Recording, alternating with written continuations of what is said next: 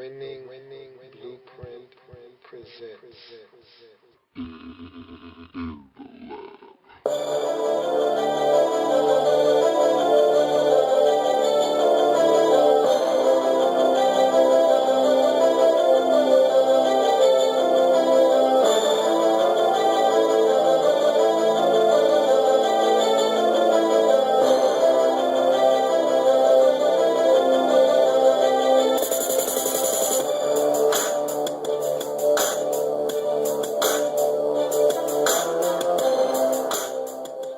In the Lab Room. New York Giants. I was laughed at. I was laughed at. I was laughed out of rooms. I was told I was a dummy. I didn't know what I was talking about. When I gave my lab reports on the New York Giants, a lot of people thought I was a dummy. I didn't know what I was talking about. And I tried to warn people that I've been watching football for a long time. I'm what you call a professional football watcher. It's what I do. I've been doing it since I can remember. And I said,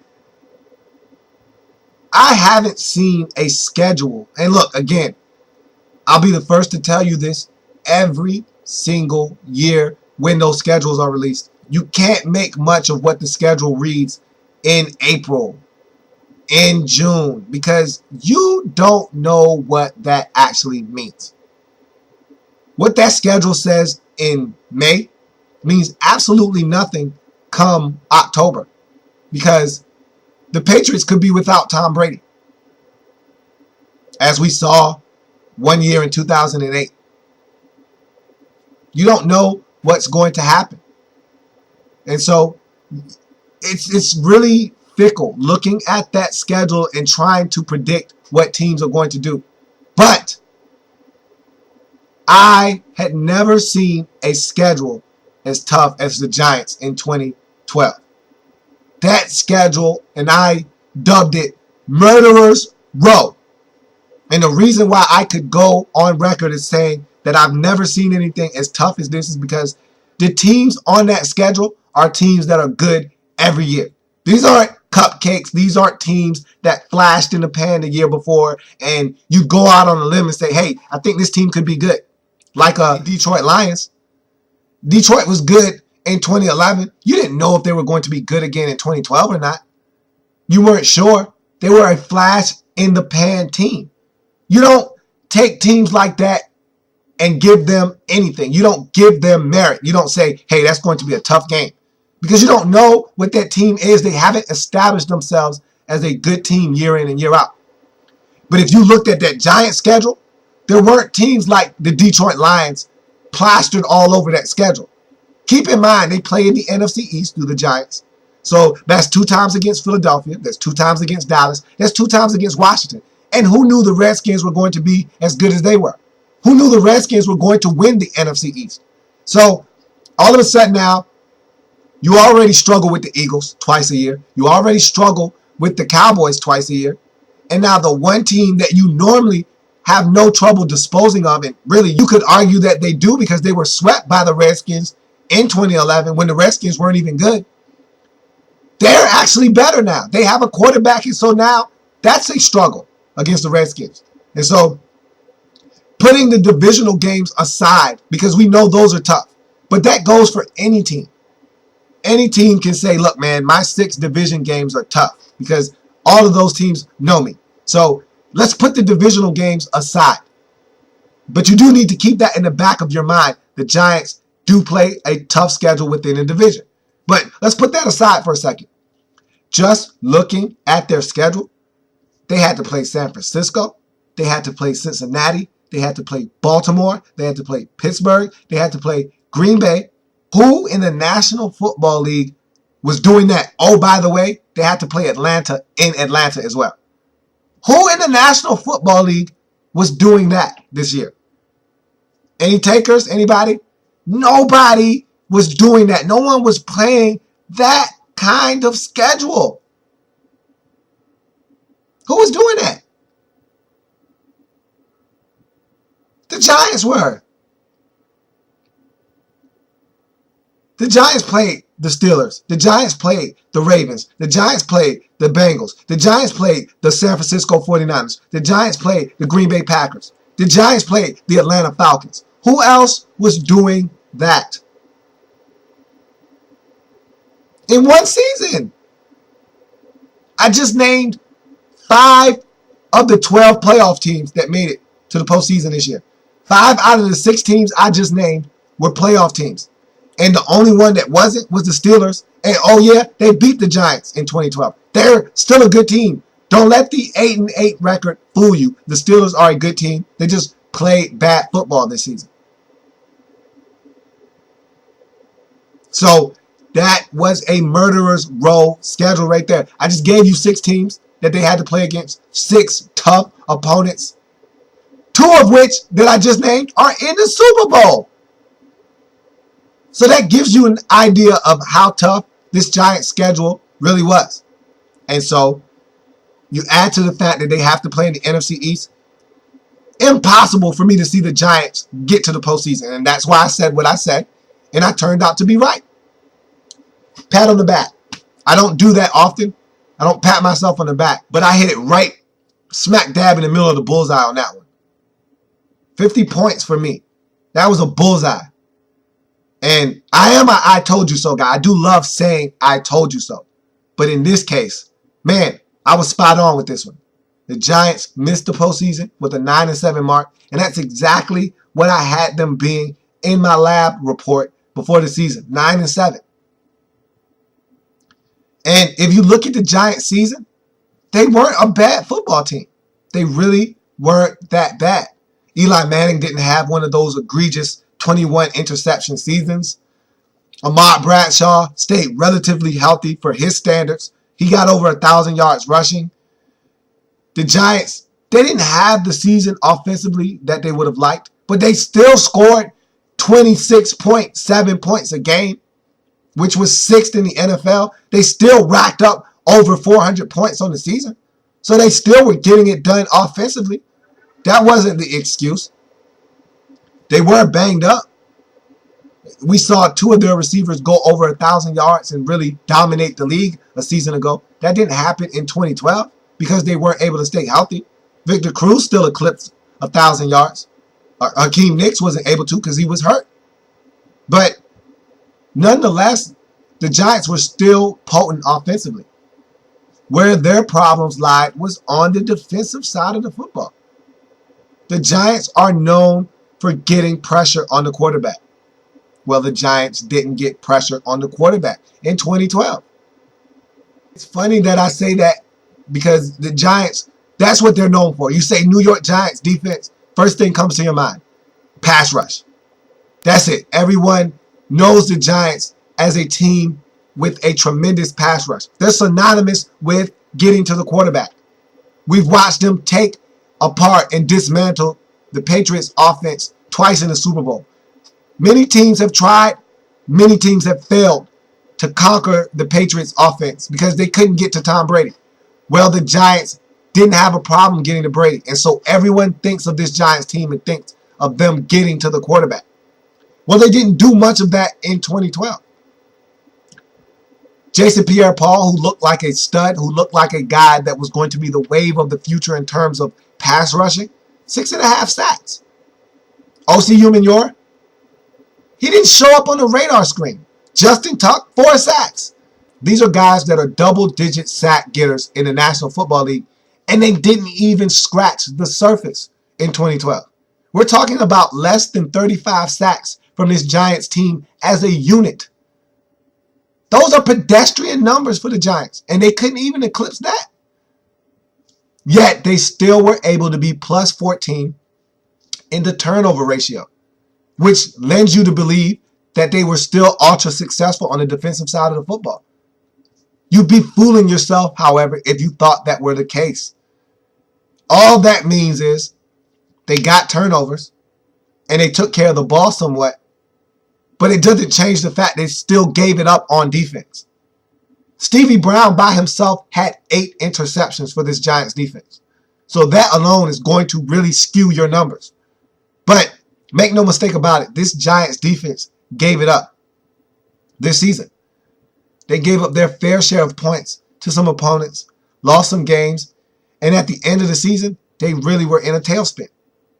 Speaking of which, what's up with the Giants and the mid-season meltdown? That's what I'm going to start calling it from now on. From this point forward, the Giants, after week 8, will be going through their mid-season meltdown period. That's what I'm going to call it. Until they start winning in the middle of the season. That is now called mid-season meltdown point for the Giants. What's up with that? Every single year, it never ceases to amaze me how the Giants can start 6-2. They do it so well every single season. They start 6-2. They start 5-3. They start 7-2. They start 7-1. And you're like, man, are the Giants the best team in the National Football League? Everyone's posing the question. And then all of a sudden, what used to be out of nowhere, now we come to expect it. The Giants fall absolutely flat on their face for about 6 weeks at a time before they finally wake up from that lull in order to go on a serious run, saving their season, making it to the postseason by the skin of their teeth, and then going on some miraculous run and winning the Super Bowl. They couldn't get away with it this year, though. But why is it that the Giants can't get it together in the middle of the season? I can't understand that for the life of me. Someone explain it to me, please. Because I'm lost. I need clarification as to why the Giants, like they did in 2012, start the season 6-2. And then just absolutely tank it in the middle of the season. There are plenty of excuses that Giants apologists could give. I don't want to hear any of them. 1 time is luck. 2 times is a trend. 3 times, shame on you. At that point, now you have a serious problem. And that's basically what it boils down to for the Giants. They have a problem on their hands. It's called the midseason meltdown. And they need to address it because for the second year out of the last 5 seasons, they've missed the postseason in a year that they should have made it because they had a midseason meltdown. Just 3 or 4 seasons ago, the Giants went 10-6 but didn't make the postseason because they had a midseason meltdown just like this one and tried to turn it on at the end and it was too late. The Giants started the season 6-2, really looked like a dominant team, looked like a Super Bowl defending champion is what they looked like. After dropping that first game to Dallas in the opener, which really baffled me. I was really blown away. Maybe more so by the Cowboys' performance. I don't know which one it was, but I was shocked because no Super Bowl defending champion had lost that Thursday night matchup. That's almost like a sacrifice. That team that's coming to their stadium, they're being offered up by the NFL. Cowboys would have none of it. They took that opener and I said, man, maybe I'm looking like Nostradamus already. But then the Giants ran off 6 out of their next 7 to start the season 6-2. And so I said, yep, there they go. Those dang on Giants are at it again. And then I said it to myself. There they go. Those Giants are at it again because then they started to go into that nosedive in the middle of the season. And this time it didn't stop in the middle of the season. It trickled and bled into the end of the season. And it was too late when they started to try to win at the end. The Giants lost their last 5 out of 8 games. Finished up the season at 9-7. And didn't make the postseason. And that's what happens when you don't get it done in stretches of the season. It's okay to drop a game here and there. Everyone loses. No one's perfect except the 72 Dolphins. And so it's okay to drop a game here, a game there. It's okay to have a 2-game slide. It's going to happen at points in seasons. But to drop 4 out of 5, to drop 3 in a row, to drop 5 out of 6, you're asking for trouble. And the Giants do it routinely every year in the middle of the season. And it caught up with them again in 2012. Now, Eli Manning was solid in this season. Again, he had a lot of struggles in terms of having consistent targets to throw the football to. Guys were injured in 2012. Ramses Barden flashed and then got hurt. Hakeem Nicks was hurt from the start, which we've come accustomed to. Hakeem Nicks seems to always be dealing with some sort of injury. But this year, it really took a toll on him because he wasn't able to play in games. He had less than 700 yards receiving. After having a season up over 1,000 yards, he wasn't able to follow that up with another impressive season. He got injured, and so his numbers suffered because of it. So did Victor Cruz's. Victor still got over 1,000 yards receiving, but keep in mind, Victor Cruz had over 1,400 yards receiving last season. And so for him to go from 1,500 yards receiving down to just a shade under 1,100, it's a huge drop-off, but still very impressive numbers. And I didn't think he was going to be able to duplicate what he did in 2011 because he burst onto the scene and surprised people. He surprised some teams. Now everyone knew we need to stop Victor Cruz. And he still got open. He dropped some passes. He dropped a lot of passes in 2012, as a matter of fact. He dropped some passes that really altered some games. That game against Cincinnati, he drops a touchdown pass. Who knows what the Giants do in that game if he catches that ball. Instead, he drops it. The Giants get blown out. And so the Giants had their struggles in 2012. But make no mistake about it, this was more about the struggles of the defense than it was the struggles of this offense. Eli Manning was 26 touchdowns over 15 interceptions. A shade under 4,000 yards passing. He got the job done. Again. And so really wasn't on his shoulders. Really wasn't his fault that this team wasn't able to go back to the postseason and try to defend their Super Bowl championship. He did all he could. This defense was porous. They gave up yardage. They were 31st in the league in the amount of yardage given up. They gave up points. They gave up over 23 points a game, did the Giants. And so they gave it up. They got them in games. And so don't let the 26 points a game that the Giants average fool you. That's a skewed number. They had a lot of games where they scored points in bunches.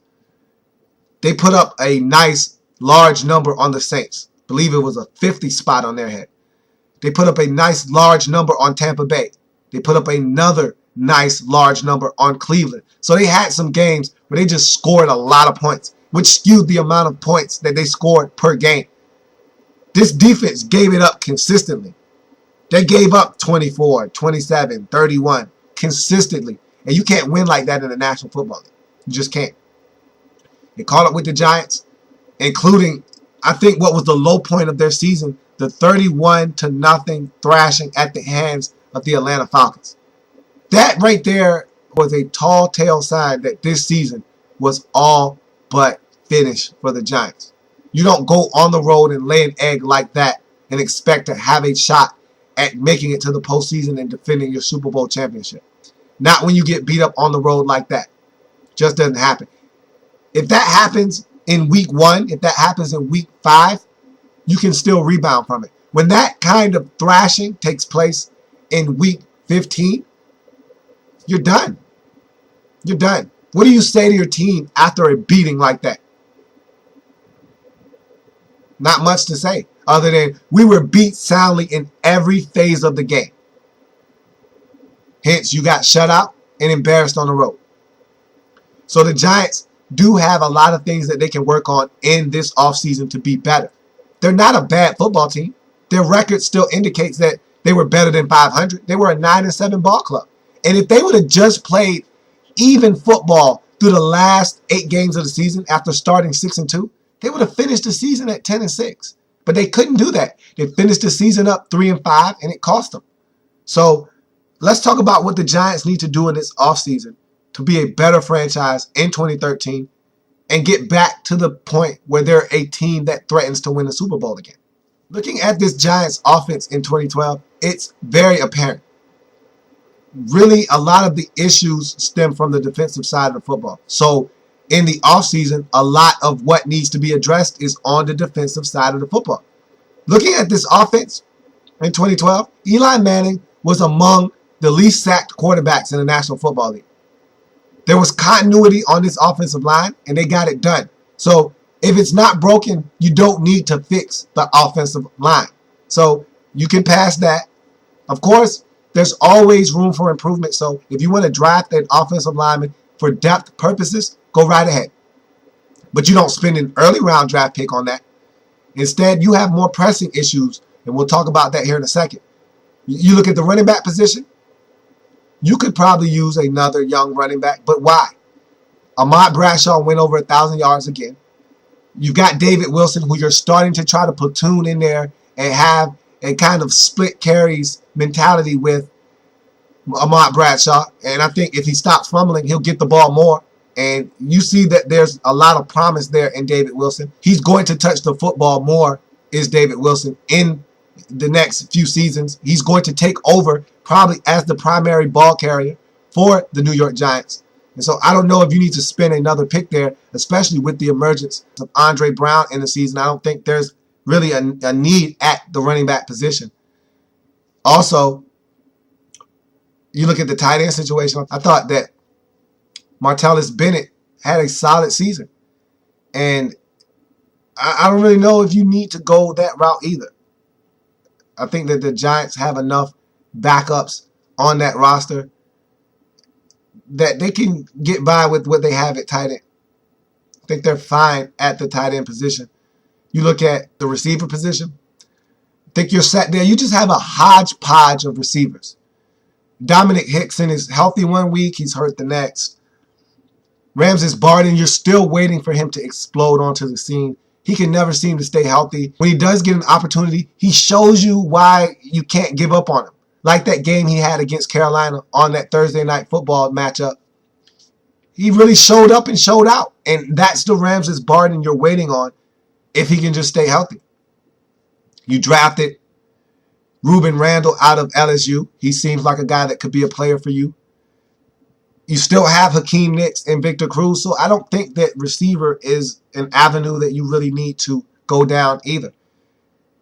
We know what you have at quarterback, so then you look and turn your attention to the defensive side of the ball, and this is where all the work needs to be done. Starting with that secondary, the Giants were horrendous in the secondary. Even though Stevie Brown had 8 interceptions, this Giants secondary was picked on routinely. And it goes hand in hand with the lack of pass rush.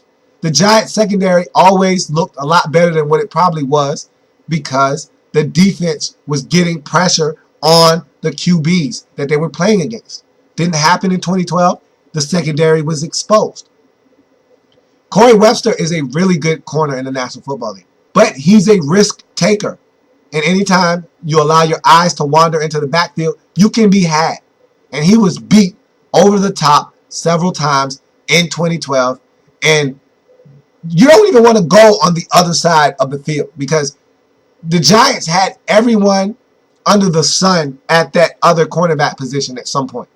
Jaron Hosley, their third-round draft choice in 2012, he had to play out wide at times. Prince Amukamara hasn't really flourished the way you've wanted him to thus far. He got better as the season went on. If he can ever stay healthy, maybe he will be something for the Giants. He had to play out wide at times. Michael Cole had to play out wide at times. It was a disaster, an abject disaster out at the cornerback position for the Giants in 2012. And it started with the injury to Terrell Thomas in the preseason. I mean, they were waiting for Terrell Thomas to come back, get in the fold, and really get back to that 2010 form that he started to show when he was a dominant corner, a playmaking corner in the National Football League. He was starting to emerge. He was a budding superstar at the cornerback position. 2 ACL injuries later, you're not so sure about Terrell Thomas anymore. So you probably need to draft another corner or 2. Looking at this linebacking core, the Eagles used to have the most underwhelming linebacking corps in the NFC East. Now the Giants and the Eagles are neck and neck. The Giants have a very underwhelming linebacking group. No one on their linebacking core scares you. There's not one guy that you have to say, hey, we need to look out for this guy because he can make some plays. They don't have any of those guys on that linebacking group. They went out and got Keith Rivers from the Cincinnati Bengals, and they found out what the Bengals already knew. He's okay. He's not a dominant playmaker like they thought they were getting out of USC when the Bengals drafted him. And the Bengals said, hey, you can have him. Maybe you can get the best out of him. We sure couldn't. And neither can the Giants. He's an underachieving linebacker, and the Giants found that out. They need help at linebacker. They need help now, and it's funny to say this because they've been so dominant on the defensive line for so long. They need help on the defensive line, though. Justin Tuck only gave you 4 sacks last season. Is that a trend, or was 2012 just an anomaly? Did he just have an off season? Was he battling injuries? Could be. I tell you one thing, though. Jason Pierre-Paul only gave you 6.5 sacks. There was nothing wrong with him. He just didn't get it done in 2012. Maybe because all the other guys around him weren't as dominant, which really hampered him and didn't allow him to be dominant. If you're a dominant defensive lineman / outside linebacker in the NFL, you're going to win one-on-one matchups more times than not. And so whether everyone else on the defensive line is doing their job, if you get a one-on-one matchup, you're going to win it. And Jason Pierre-Paul won his fair share of one-on-one matchups, but also he was dominated at times. And so the Giants need help. O.C. Umenyiora, he's gone. He's done. His time in New York has run out. So they need to replace him. So I think that Linval Joseph at the defensive tackle position, he's a find. He's a gem. He's a keeper. He's a guy that you want to continue to use and utilize at defensive tackle, but you need more help on that D-line. And so all the issues that need to be addressed in the offseason stem from the defense. And I think it's linebacker, it's defensive line. Whether it's D-tackle or defensive end, it doesn't matter. You need both. You need a cornerback or 2. It's all on the defense if you're the Giants. And so I think that's what the Giants need to look to really bolster in the offseason. Whether it be through free agency, whether it be with this 19th pick in the draft, you need to do something if you're the Giants. And I think your most pressing need right now, if I had to say, it'd probably be the defensive line, because the Giants' defense is predicated around getting pressure. The reason why this secondary was able to look like they were a very good and solid group is because the pressure that the Giants applied with their front four. The ability to not have to blitz and get pressure consistently allows you to drop guys into coverage and really make for some really good defense. And not to mention, you're getting pressure on the quarterback, forcing errant throws, allowing guys to make plays on the football. That didn't happen in 2012. They were exposed. And so to get to the root of that problem, you need to address the defensive line. Getting pressure on the quarterback will bring this Giants defense back to where it once was. And you start with the defensive line if you really want my true opinion. After you attack that problem, whether it's through free agency or the draft, you need to start looking toward the linebacking core, because that's your next problem if you're the Giants. You gave up a lot of rushing yards this season, and it's because you're not athletic at the linebacker position. You don't have guys that make plays at the linebacker position. You need more playmakers along your linebacking corps. The secondary, with health, they'll get better. So I reserve my judgment for this Giants secondary, because you just drafted J-Ron Hosley out of Virginia Tech. You don't know what he is yet. Prince Mukamura flashed at times last season. If he can stay healthy, you don't know what you're getting there yet either. And you're still waiting on Terrell Thomas. Will he ever come back, be healthy, and be the corner that you thought he was going to be when you gave him that contract? And you still have Corey Webster. So there are some pieces there from which the Giants can really pluck from and play with if they can get them all healthy. And so we'll see. But that's going to do it for the New York Giants. Thank you for joining me on this edition of the Lab Follow-Up. Join me tomorrow as we wrap up the non-playoff teams with the 20th selection in the NFL 2013 draft with the Chicago Bears. So we'll be talking Chicago Bears football here on the Lab Follow-Up. Join me, as there are a lot of changes to get to with that franchise. And so we'll be talking Bears football tomorrow here on the Lab Follow-Up. I thank you for joining me. Come back and see me tomorrow when we're talking Chicago Bears. Have a good one. New York Giants.